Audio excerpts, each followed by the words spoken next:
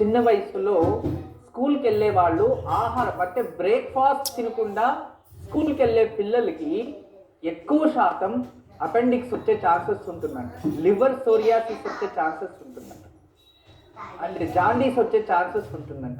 ఇవన్నీ పక్కన పెట్టేస్తే క్యాన్సర్ వ్యాధి వచ్చే పరిస్థితులు ఏర్పడతాయంట.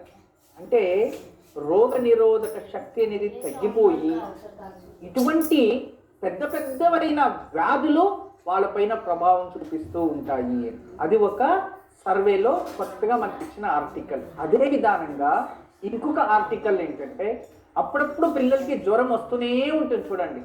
ఆ పిల్లలకి ఎందుకు జ్వరం వస్తుంది అంటే, వాళ్ళు మార్నింగ్ బ్రేక్ఫాస్ట్ టైంకి తినకుండా మరియు రాత్రిపూట మిడ్ నైట్ భోజనం చేసే వారికి వారానికి 15 రోజులకి ఎక్కువ శాతం వారికి ఆ ఒక ఆహార పద్ధతి నియమాల్లో వ్యత్యాసం ఉండడం వల్ల విపరీతమైన జ్వరాలు వస్తూనే ఉంటాయి, కోల్డ్ కాఫ్ వస్తూనే ఉంటాయి. అంటే వాళ్ళ శరీరంలో ఇమ్యూనిటీ లెవెల్స్ తగ్గిపోయాయి. ఎందుకు తగ్గిపోయాయంటే వాళ్ళ లైఫ్ స్టైల్ సైకిల్లో వ్యత్యాసాలు వస్తున్నాయి, లివర్ ఫంక్షనబుల్ కరెక్ట్గా అవుతలేదు, అందువలన అటువంటి ప్రాబ్లమ్స్ వస్తున్నాయి అని మరొక సర్వే తెలియజేస్తుంది. అంటే ఎంత ప్రమాదంలోకి మీరు ఇంత కష్టపడి కుటుంబంలో నా పిల్లలు బాగా చదవాలి, వాళ్ళ వల్ల నాకు గౌరవం రావాలి, నేను చెప్పిన వాళ్ళే పెళ్లి చేసుకోవాలి, ఇవన్నీ ఎన్నో ఆశలు పెట్టుకో ఉంటారు. నా కొడుకు ఐఏఎస్ అవ్వాలి, నా కూతురు ఐఏఎస్ ఆఫీసర్ అవ్వాలి, పైలట్ అవ్వాలి, డాక్టర్ అవ్వాలి, ఎన్నో కలలు కంటూ ఉంటారు కదా. ఆ కలలన్నీ నిజమవ్వాలంటే వాళ్ళు ఇప్పటి ఇంకా ఆరోగ్యమైన జీవితాన్ని, ఆరోగ్యమైన శరీరాన్ని ఇవ్వడం కూడా మీ కర్తవ్యం. మంచి స్కూళ్ళల్లో పెడితే సరిపోదు, మంచి కాలేజీల్లో పెడితే సరిపోదు, వాళ్ళకి మంచి ఆహారం అందించడం కూడా మీ చేతుల్లోనే ఉంది. మంచి ఆహారం అంటే ఏంటి? పెద్ద పెద్దగా హోటల్స్ నుంచి చప్పిచ్చేసో, లేదో పిజ్జా బర్గర్లో, లేదా బాదాం పప్పులో, ఖర్జూర పప్పులో, లేదా ఫ్రూట్సో కాదు, వాళ్ళకి సమయానికి ఇంట్లో వండిన ఆహారము, పరిశుద్ధమైన ఆహారం. మీరు ఏం పెడతారో అది పెట్టండి అంతే.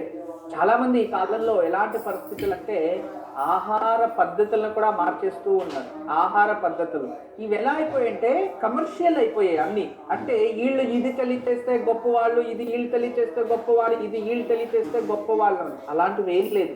ఎన్నో వందల సంవత్సరం పూర్వ సంవత్సరం, వేల సంవత్సరాల నుంచి ఆహార పద్ధతులు ఎలా తినుకొని వస్తున్నారు, దానికన్నా హై విటమిన్స్, హై ప్రోడక్ట్స్ తింటున్నారు ఈ కాలంలో, ప్రోటీన్స్. పూర్వంలో ఆహారం తినేవారు అంతే అధికంగా కష్టపడేవారు కాబట్టి ఎటువంటి అనారోగ్యం వచ్చేది కాదు.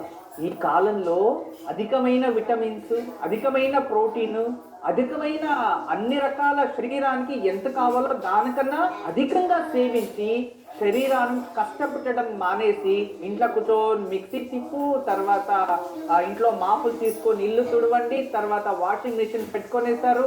ఇంకా పొద్దున్నే ఒకరు, మధ్యాహ్నం ఒకరు, సాయంత్రం ఒకరు చక్కగా ఇంటి పని చేయడానికి ఇక హోమ్ సర్వెంట్స్ ఇలా పెట్టుకొనేస్తారు. ఉండేవారు పెట్టుకుంటారు, చేసుకోండి, తప్పులేదు, దాంట్లో ఎవరు తప్పు లేదు, మీ సమయాలు అలా ఉంటాయి. కానీ ఒకటి మాత్రం ఆలోచించండి, ఇంటి యజమానురాలు ఎంత ఆరోగ్యంగా ఉన్నారో లేదో ఎంత అనారోగ్యంగా ఉన్నారో, అదే మన ఇంట్లో ఉన్న సర్వెంట్స్ ఎంత ఆరోగ్యంగా ఉన్నారో ఆలోచించండి. ఎంత ఆరోగ్యంగా ఉన్నారంటే వీళ్ళు అన్ని రకాల చేసే పనుల్లోనే ఇంక ఎక్సర్సైజ్ ఉంది, అందుకే వీళ్ళు ఆరోగ్యంగా ఉన్నారు. మీరేం చేస్తున్నారు? వాళ్ళ చేతిలో పనులు చేపించుకొని అనారోగ్యానికి దారి తీసుకుంటున్నారు. ఎందుకు ఇలా అవుతుందంటే మన లైఫ్ స్టైల్, మనం తింటున్న ఆహారాలు, ఆ ఆహారాల్లో ఉన్న సారాంశం అంటే శక్తి. ఏదైనా అధికమైతే అమృతం కూడా విషం అంటున్నారు కదా. శరీరానికి ఎంత కష్టపడుతున్నామో అంత ఆహారం కావాలి, ఆ కష్టానికి తగినట్టుగానే ఆహారం సేవించాలి. అది ఏ ఆహారమైనా, ఎటువంటి ఆహారమైనా జీర్ణ శక్తి చక్కగా ఏ ఆహార పద్ధతుల్ని మనం అలవాటు చేసుకోవాలి. ఈరోజు మీకు అందరి